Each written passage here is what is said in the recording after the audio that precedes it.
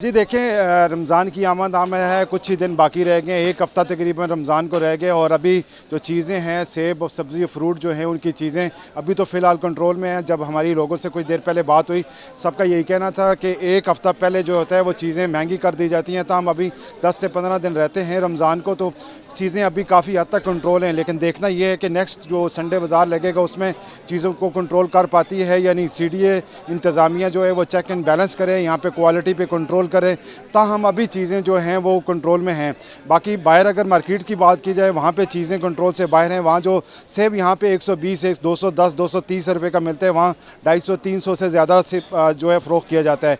अभी मंडी में जो टमाटर, प्याज, अदरक, लहसुन, इन चीज़ों के रेट्स अभी काफ़ी हद तक कंट्रोल है, काफ़ी हद तक कम है और दुकानदार भी खुश हैं कि कस्टमर यहाँ पे आ रहे हैं, चीज़ें ले रहे हैं। तो हम देखना ये है कि आगे नेक्स्ट जो संडे आ रहा है उससे पहले उसके बाद रमज़ान आ रहा है, तो देखते हैं कि रमज़ान में किस हद तक ये चीज़ें कंट्रोल की जाती हैं। बाकी ममालिक जो होते हैं वो जैसे ही कोई बड़ा त्यौहार आता है, कोई इस तरह की चीज़ें आती हैं, तो वहाँ पे चीज़ों को कंट्रोल किया जाता है। लेकिन हमारे यहाँ अक्सर ये जब भी कोई त्यौहार आता है या रमज़ान का महीना आता है तो उससे पहले चीज़ों को एक तो डंप किया जाता है और उसके बाद उसके रेट्स भी बढ़ाए जाते हैं और क्वालिटी पे भी कंप्रोमाइज़ किया जाता है। तो अब देखना ये है कि नेक्स्ट संडे के जो इतवार बाज़ार लगेगा उस पर चीज़ें किस हद तक कंट्रोल करती हैं इंतज़ामिया। जी।